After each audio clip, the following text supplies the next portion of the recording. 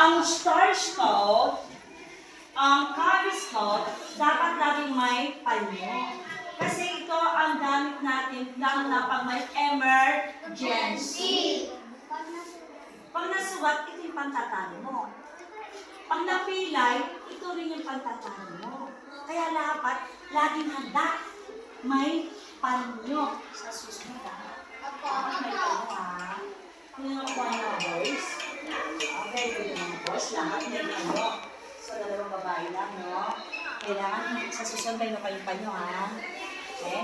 Okay. Ngayon, nakanda na ba?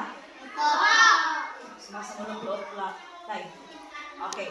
Ang una natin gagawin ay overhand knot. Ano nyo? Overhand knot. Madali lang yan. No? Hawakan sa dalawang dulo. Okay. Ang dalawa.